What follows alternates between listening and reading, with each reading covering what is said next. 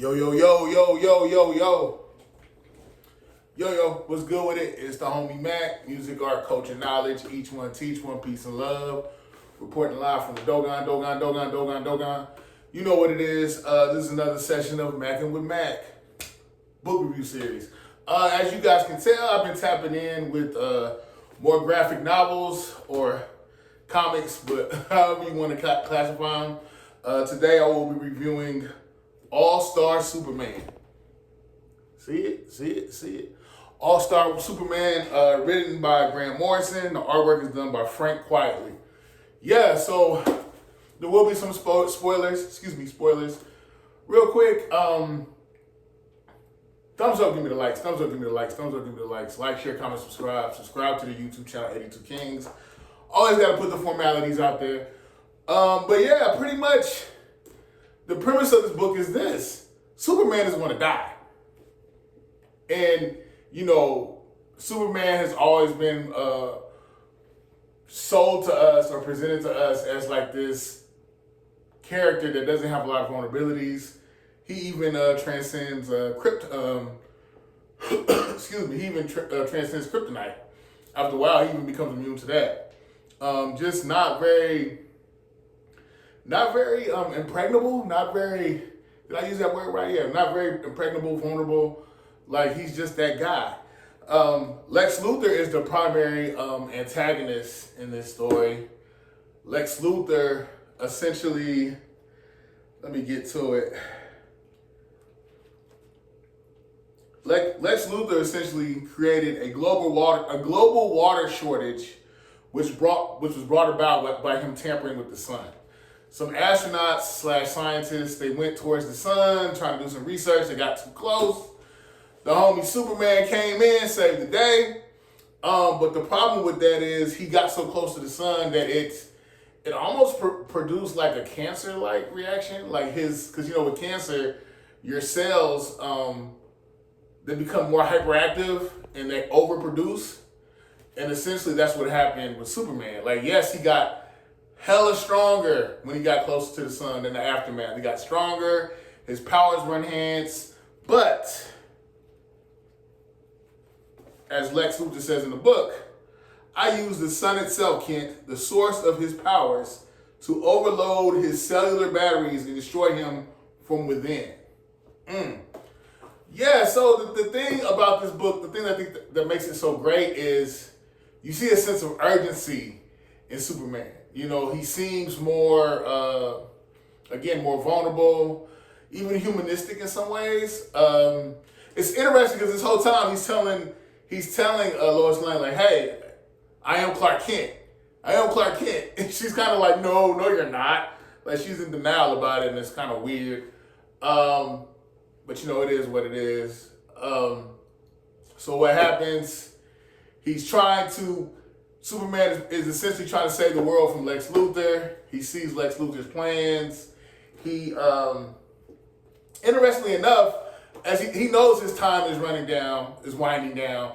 So interestingly enough, he creates this serum. He gives it to Lois Lane so she feels like what it's like to be Superman for a day. She has his powers. She can do everything. But despite all that, she still did not believe that Clark Kent was Superman, which is totally weird to me. Again, I think the writing was done really well. It's pretty long, but I was told that this is actually 12, what is it? Yeah, this is actually 12 stories condensed into one. Yeah, because this is a DC compact comic. Yeah, the thing that I thought was really interesting was how Lex Luthor was essentially like, I don't know, man. Like, he was just kind of like, I don't know. Like, I really wanted to be a good guy, but I saw all the praise you were getting for being a good guy, so it made me want to be a bad guy.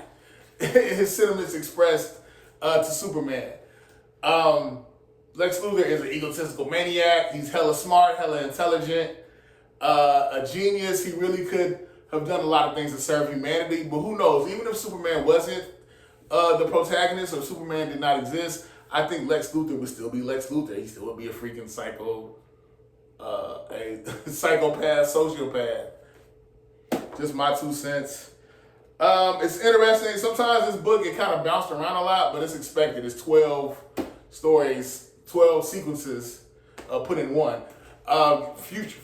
Superman actually meets his future self. He meets future Superman. He meets his descendants. He ends up bumping into some scientists from Krypton. From Krypton.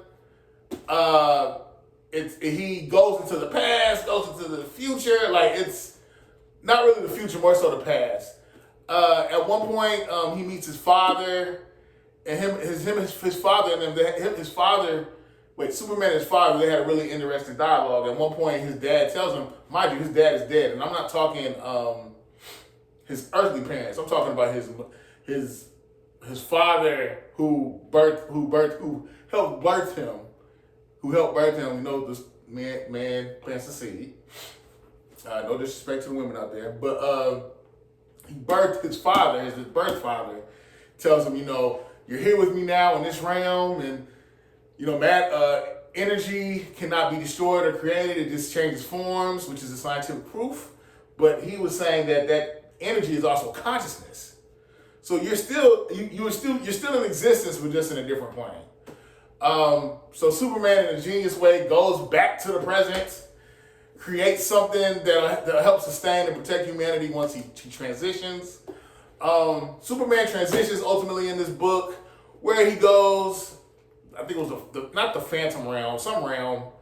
I don't want to get the line to y'all. He goes there, and essentially, you know, at some point he's going to come back. Lois Lane is like, you know, they have this monument to him, but I know he's not dead. He's coming back. And she was really holding out hope. He doesn't come back in this book, but we do know Superman is not an obsolete character in the in the DC universe. I'm sorry. This book, they say this is one of the top 10 greatest Superman stories. I can see why. It's very engaging. It's very interesting. The artwork is good. I think the storyline is well written. You really got to focus when you're reading it because it bounces around quite a bit. The past becomes the present, and there's a lot of, I only say that in the sense of there's a lot of reflection in the story, and also prognostications of the future. So there's just a lot going on with this book, but you got to pay attention. This is a greif read. I think if you want to get a start on comics or graphic novels, I would recommend reading this. I think it's good. I knocked this out in like 3 days. It's definitely a page turner. But yeah, thumbs up, give me the likes, like, share, comment, subscribe to the YouTube channel 82 Kings. I just finished reading Kingdom Come as well as Wolverine's origin stories. So those reviews will be coming up next. Buck's Bookshelf is coming. I'm pushing it back, but it's coming. I appreciate the fact that I'm at over 1,000 subscribers now. I'm trying to keep the channel going. I appreciate all the love and support. There will be more graphic novels that will be reviewed. There will be more books that will be reviewed that are just books in general, not necessarily on the superhero kick. But yeah, it's the homie Mac. Thumbs up, give me the likes. Like, share, comment, subscribe. Each one teach one piece of love. Signing out from the Dogon. I'm out.